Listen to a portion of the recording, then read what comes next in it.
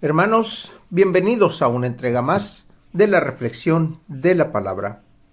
Hoy, martes 16 de enero del año 2024, martes segundo del tiempo ordinario. El coro litúrgico es verde, las lecturas corresponden al ciclo B. La primera lectura la tomamos del primer libro de Samuel, capítulo 16, versículos del 1 al 13. Dijo el Señor a Samuel: ¿Hasta cuándo vas a estar triste por Saúl? Yo ya lo rechacé y él no reinará más sobre Israel. Ve a la casa de Jesé, en Belén, porque de entre sus hijos me he escogido un rey. Llena pues tu cuerno de aceite para ungirlo y vete. Pero Samuel le replicó: ¿Cómo voy a ir? Si Saúl se entera, me matará. El Señor le respondió: Lleva contigo una ternera y di: vengo a ofrecer un sacrificio al Señor. Invita a Jesé al sacrificio y yo te indicaré lo que has de hacer. Luego ungirás al que yo te señale. Hizo Samuel lo que el Señor le había dicho. Cuando llegó a Belén, los ancianos de la ciudad salieron a recibirlos, temerosos, y le preguntaron: ¿vienes en son de paz? Le respondió: sí, vengo a ofrecer un sacrificio al Señor. Purifíquense y vengan conmigo al sacrificio. Luego purificó a Jesé y a sus hijos y los invitó también al sacrificio. Cuando se presentaron ante él, al ver a Eliab, el hijo mayor de Jesé, Samuel pensó: este es, sin duda, el que voy a ungir como rey.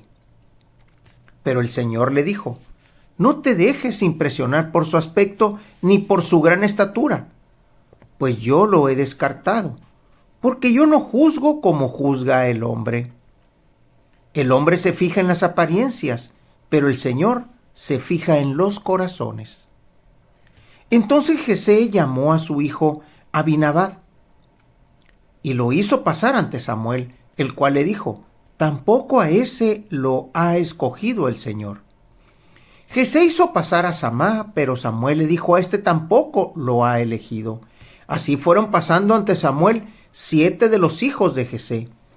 Pero Samuel dijo: ninguno de estos es el elegido del Señor.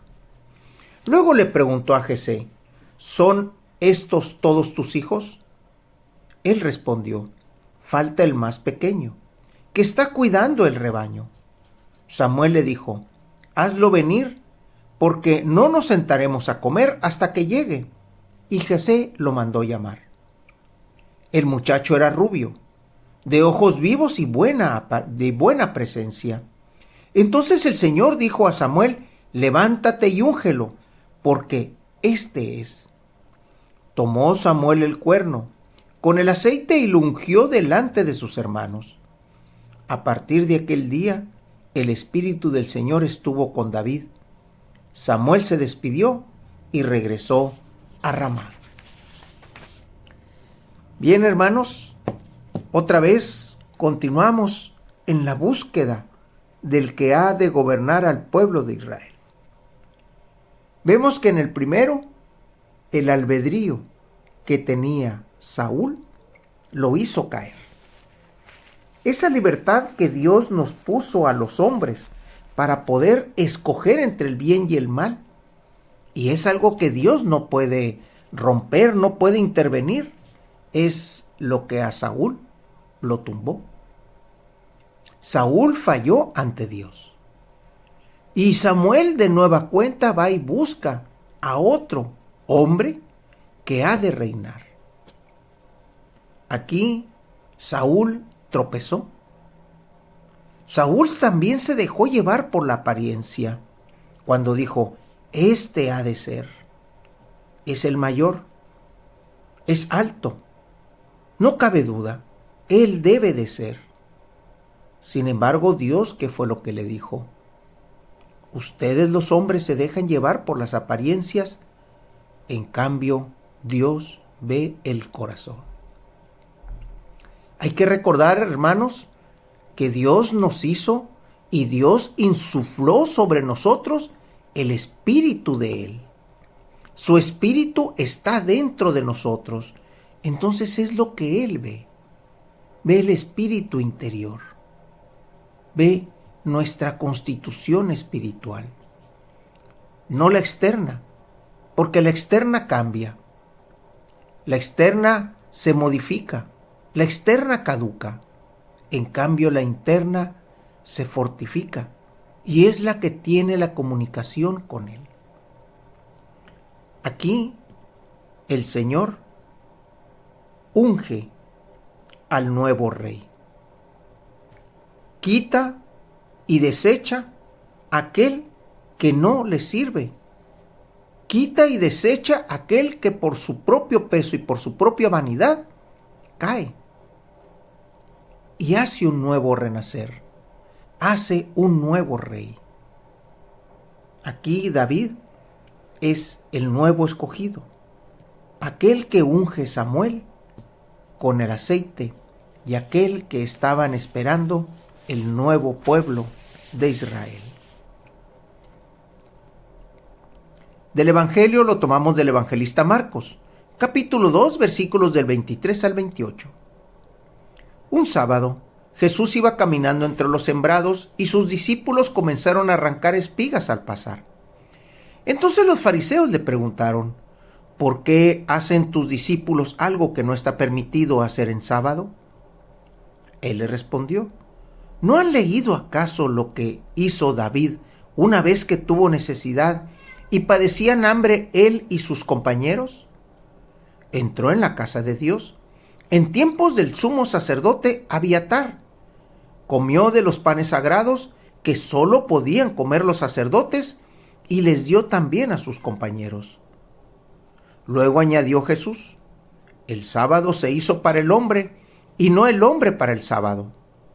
Y el Hijo del Hombre también es dueño del sábado. Encontramos otra vez esa polémica del sábado.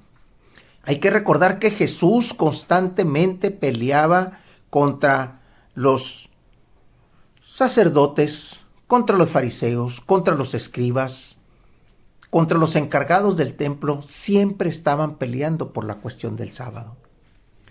El sábado pasa a ser de un tiempo de descanso del Señor, un tiempo en el que descansa de las cosas del mundo para dedicárselo a Él, a ser una obligación de no trabajo, a ser una obligación en la que no se podía hacer nada.